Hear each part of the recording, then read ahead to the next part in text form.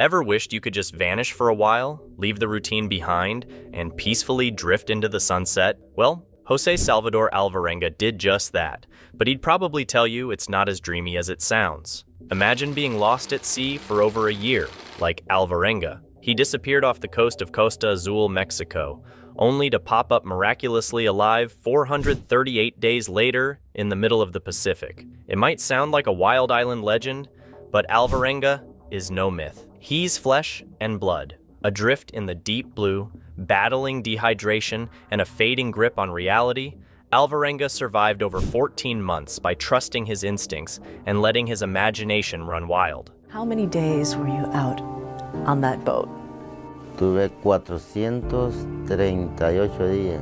Wow, it's incredible. Now, surviving without a steady water supply for that long is nothing short of a miracle. Randall K. Packer, a biology professor at George Washington University, suggests someone active in a hot environment might not last more than a few hours without water. Alvarenga endured the challenge, even resorting to drinking his own urine at times. But let's be clear, drinking urine isn't a wise survival move. It's a mix of water, salt, and a bunch of bacteria, much like seawater. Alvarenga had to rely on sporadic rainfall as his only decent source of hydration. And beyond the risk of dehydration, there's a whole ocean of dangers out there. The Salvadorian fishermen battled hypothermia in the freezing nights and wet clothes, creating a deadly combo. On top of that, he teetered on the edge of insanity. Yet, against all odds, this 36-year-old sailed 6,700 miles with no safety net and lived to share his incredible story. The fisherman who says he drifted for more than a year at sea has finally made it home to El Salvador.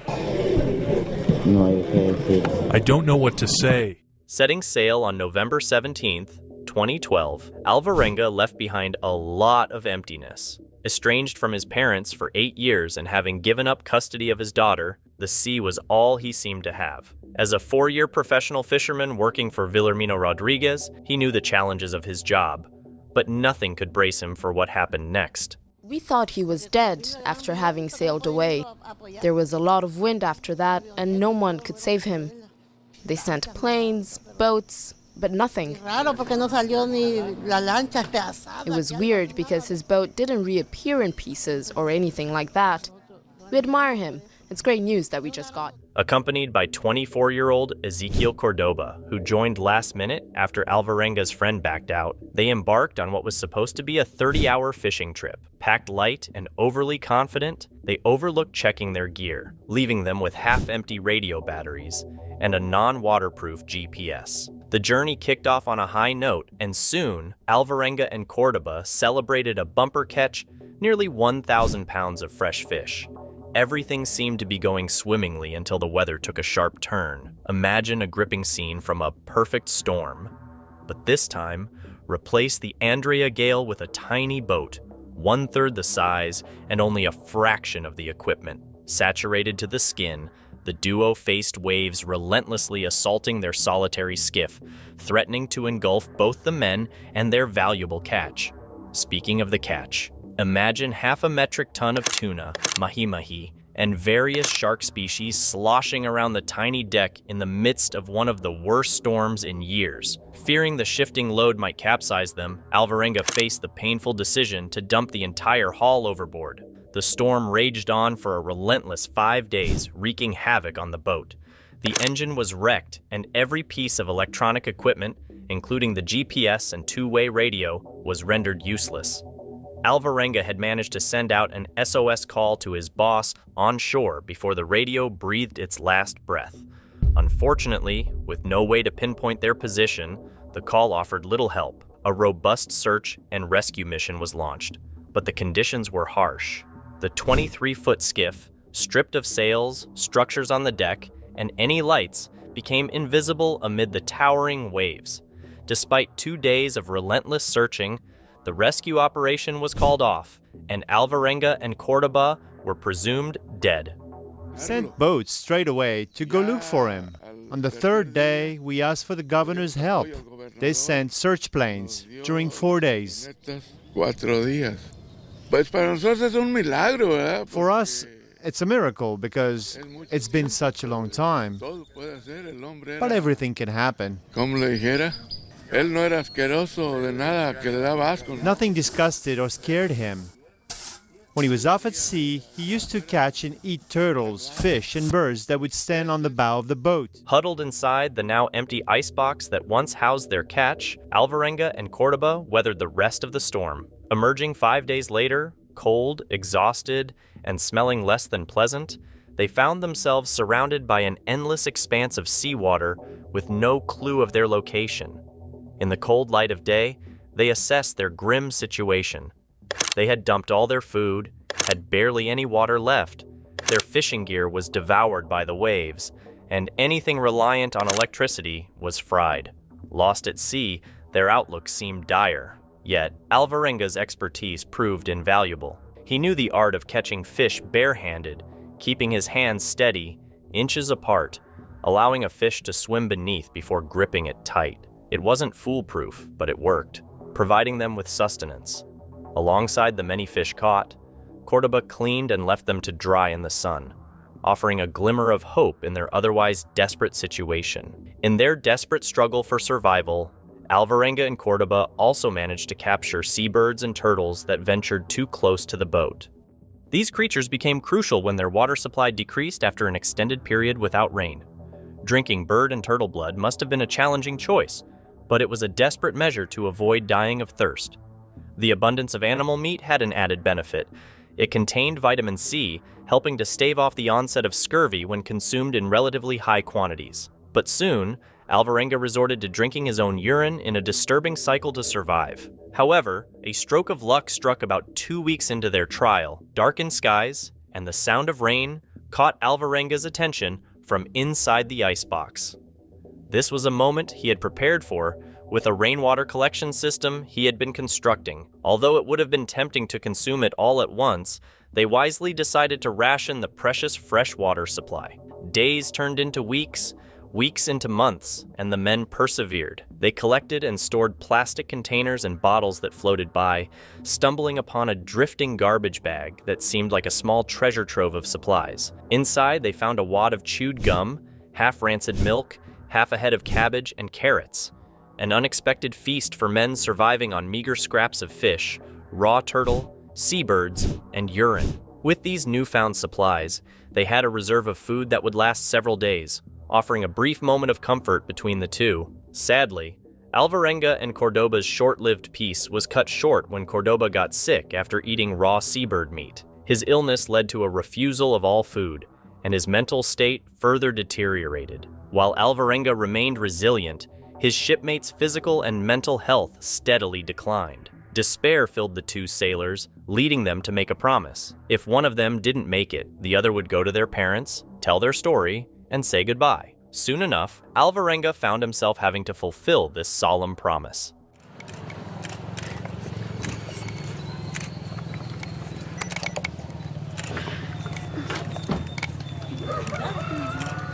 Cosas, ¿qué fue lo que pasó desde el principio, desde que se quedaron a la deriva hasta que llegó el último momento de su existencia de mi hijo en el mar?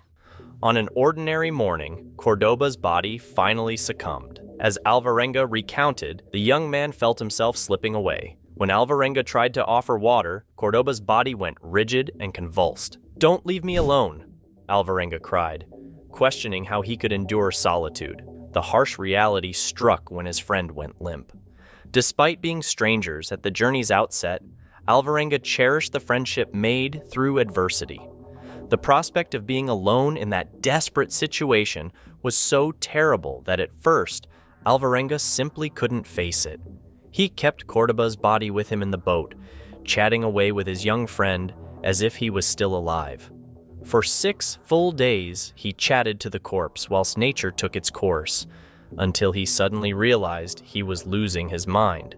The two men had come to an agreement that should one of them die, the other wouldn't eat the body. So, Alvarenga said a few quiet words of farewell to his former friend, then rolled him solemnly overboard. Blaming himself for Cordoba's death, Alvarenga pressed on. The thought of suicide lingered, but Alvarenga believed it would bar him from heaven.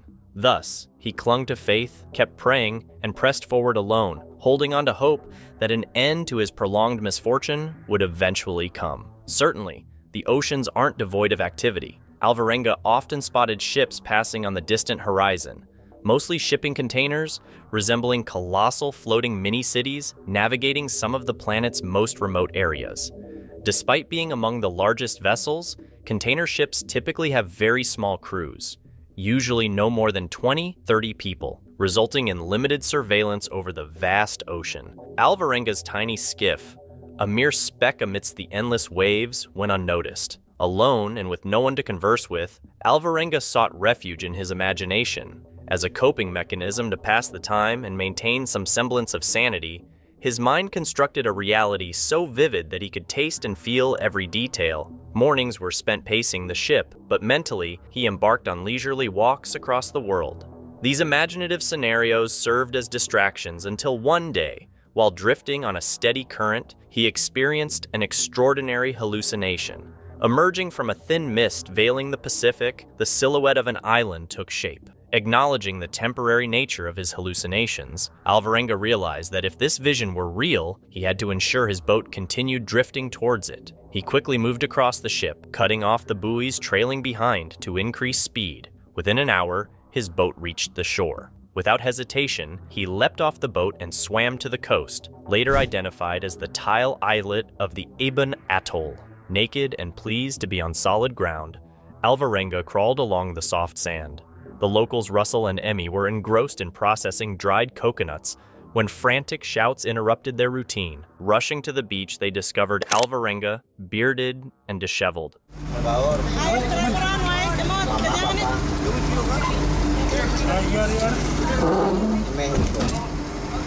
Hola, ¿cómo estás? Hola, hola, hola. To say that the revelation was surprising would be a significant understatement in the history of humanity. Eben Atoll belongs to the Marshall Islands, a group so remote that the United States conducted 67 nuclear bomb tests there after World War II. Living in such isolation, unexpected visitors to Eben Atoll are exceptionally rare. Initially, Russell and Emmy speculated that the stranger might have fallen from a passing cargo ship. However, the truth, as they would later uncover, proved to be far more peculiar. Alvarenga spoke only Spanish, and with no shared languages, Russell and Emmy embarked on a boat journey to Eben Atoll's main town, seeking assistance. In the following days, Alvarenga, who emerged from the sea, recounted his incredible tale. The narrative seemed absurd, and understandably, most who heard it were initially skeptical. How could such a small boat have endured the journey intact? Where did Alvarenga find sufficient food and water for sustenance? And why didn't scurvy claim him within months without access to fruits and vegetables? While Alvarenga provided plausible answers to each inquiry, lingering doubts persisted. After all, what he asserted seemed implausible. The story quickly became widely popular, leading to a thorough examination of every detail in Alvarenga's account. Authorities were so skeptical that they administered a polygraph test to him. Survival experts from the military and adventurous civilians were called in to examine Alvarenga's descriptions of life at sea. Simultaneously, an oceanographer used computer simulations of Pacific Ocean currents to trace the likely route of a small vessel adrift off the Mexican coast. Despite these extensive efforts, no one could identify any inconsistencies in Alvarenga's remarkable story. Survival specialists affirmed the validity of his strategies for overcoming the challenges of the sea, and adventurers found resonance with his experiences on the open Pacific Ocean. Eventually, Alvarenga's employer in El Salvador confirmed that an employee named Jose Salvador Alvarenga had indeed gone missing on November 17, 2012, aboard a boat matching the registration of the one found near Eben Atoll.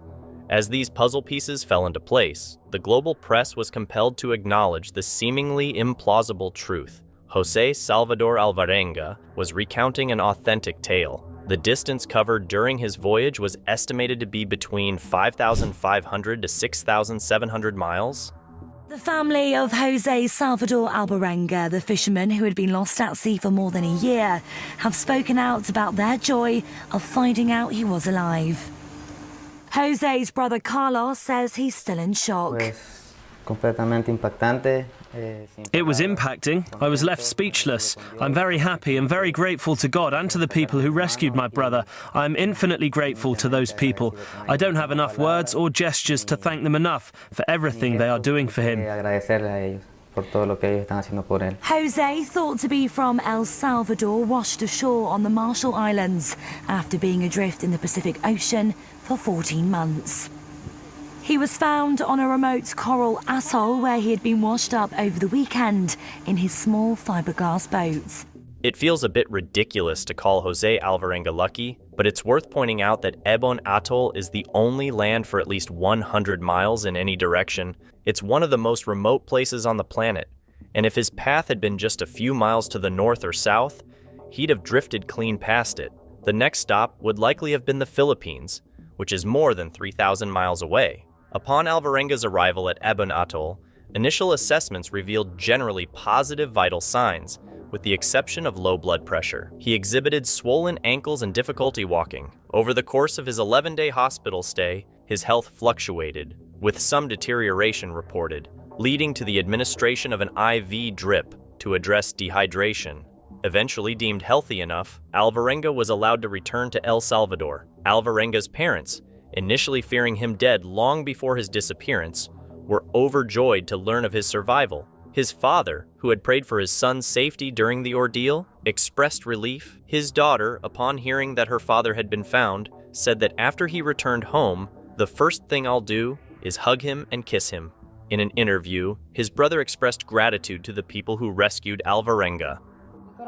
My heart would tell me that my son was not dead, but I would think about it so much that I had started to lose faith. A mother reacting for the first time to the news that her son is alive. Julia Alvarenga says she would often dream her son had survived. Back in El Salvador, Alvarenga's father says he felt all along that his son was alive. God willing, my son is not dead. God willing, my son is alive and we're going to see him again one day. I'm very happy after learning that he's alive and that we will have him back home soon. Alvarenga's parents say they last saw their son 8 years ago when his daughter was just 4.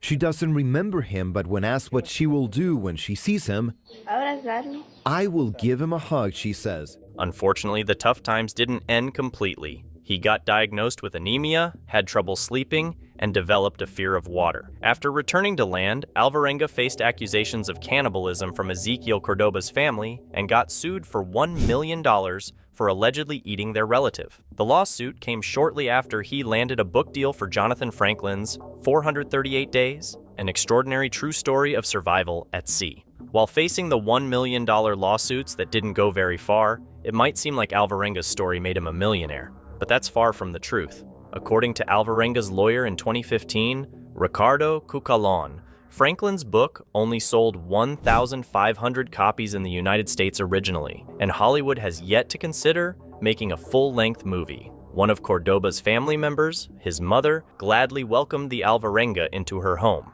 keeping the promise they made during their pact. Alvarenga, once recovered, traveled to Mexico to visit Cordoba's mother and answered every question about Cordoba.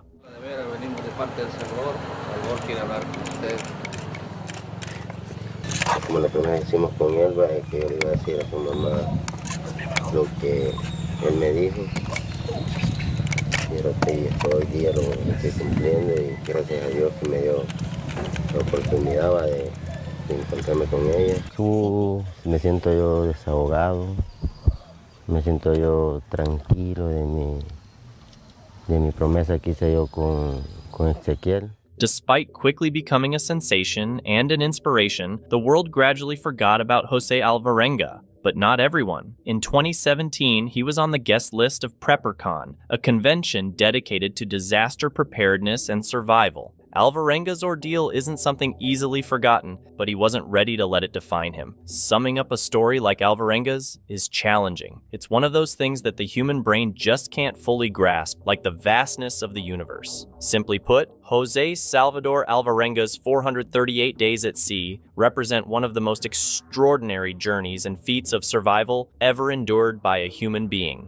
While Alvarenga managed to survive with his expertise for so long, at least he was an adult. Now, picture a teenager facing the same dire situation. Aldi Naval Adalang, a 19-year-old from Sulawesi, worked as a lamp keeper on a remote fishing trap called a rompong, situated 125 kilometers off the northern coast of Manado in North Sulawesi, Indonesia. His job was to light lamps on the trap each night, powered by a generator, attracting fish for $130 a month. Hired at 16, Adalang had been doing this job since he was 16, spending 6 months on rompongs. Weekly, his company sent someone to harvest fish and provide fresh supplies of food, water, and fuel to his small floating wooden hut, one of 50 owned by the company across the waters of Manado, suspended by buoys and anchored to the seabed by a long rope. Twice, Adilang's rompong had come loose. The first time, afloat for a week, he received help from the raft's owner. The second time, adrift for 2 days, he again got assistance. However, on July 14th, misfortune struck. A storm at 7 a.m. tore the rompong from its mooring. Its rope snapped against his friend's rompong as he slept, unaware. Sent floating north into the Pacific, Adalang embarked on a harrowing 49-day odyssey, covering roughly 1,200 miles into Japanese waters. Initially unfazed when the anchor's rope snapped, he slept, expecting rescue. Days passed, but no boss rescue ship appeared. By the 5th day, Adalang's handheld solar-powered radio, known as a handy-talkie in Indonesia, started losing signal. Panic set in as the teen faced the uncertainty of the open sea. Adalang was all alone with no help, and his food was running out. So, he started catching fish to eat, sometimes having to eat them raw and rancid. When he ran out of cooking gas, he burned parts of his floating home to cook. Water was really important, so he only took 3 sips a day. When he ran out of water, he sipped water from his wet clothes to not get too much salt. He created a routine to pass the time, catching fish in the mornings, resting in the afternoons, and praying in the evenings. Even with a routine, he was scared and often cried, thinking he might never see his family again, and even considered ending his life. Pastinya di lautan Pulau Doi. Di waktu itu angin selatan bertiup kuat, dengan gelombang kuat-kuat. Lalu tali tak gosok-gosok di bantalang sampai dia putus. Ya dari situ anyur-anyur selama 1 minggu masih ada komunikasi dengan teman-teman yang ada di rakitan. Dari situ sudah tidak ada komunikasi selama saya hanyur-hanyur, itu cuma banyak kapal yang langgar-langgar sama. Remembering his parents' advice to pray in tough times, he used his Bible. Once he saw big fin sharks. All he could do was hope and pray they'd go away, making a scary part of his journey. During his tough time, Adalang saw at least 10 ships. He shouted, waved his clothes, and tried to use his radio to get their attention, but they sailed past without stopping. On the morning of August 31st, his 49th day at sea, the MV Arpeggio, a big ship with a Panama flag, passed by Adalang's raft near Guam. He yelled, waved, and turned on his radio. He shouted for help using his handheld radio. The ship's captain, about a mile away, caught the signal and turned around. But the rescue wasn't easy. The sea was rough, and the ship circled Adalang's raft 4 times, trying to get close. Failing to throw a rope, Adalang took matters into his own hands. He jumped into the sea, grabbing the rope while the waves rocked him. He clung to a ladder on the ship's side, and the crew members slowly pulled him up. The ship's crew provided Adalang with fresh clothes, food, and even a haircut by the ship's cook. This is the moment, 49 days in the making. 19-year-old Aldi Adalang rescued from the Pacific Ocean after nearly 2 months lost at sea. Adalang lives and operates this wooden fishing vessel, and on July 14th, blistering winds snapped the rope which was anchoring the floating hut in place and sent him drifting 1,200 miles, taking the teen from the shores of Indonesia to near Guam. Jadi saya minta tolong sama kapal tuh. Terus minta tolong berteriak pertama tolong-tolong, mereka cuma langgar sampai pakai kain, panggil pakai kain, cuma langgar lagi kapal tuh. Serta itu baru ingat saya punya teman bilang pesan sama kita, Dek, kalau ada kapal besar bilang jo help, kalau help tuh minta tolong. Itu baru bilang di kapal baru dong bastom 2 kali dong babale ambil ke kita. The ship's captain contacted Guam's Coast Guard, who directed them to continue to Tokuyama, Japan, where officials at the consulate could help Adelang. He stayed with them for a week until they reached Japan, where the Japanese Coast Guard declared him healthy enough to return home. Adelang flew back to Indonesia 2 days later and reunited with his family. The youngest of 4 siblings, Adelang, expressed that he no longer wants to work on a rampong. His mother, Net Kahiking, learned of her son's disappearance when his boss informed her husband. She said, "We surrendered to God and kept praying hard." Considering the horrifying nights alone in the ocean and enduring constant anxiety, uncertainty, and fear, it's truly a miracle that Adelang made it out of this ordeal safely.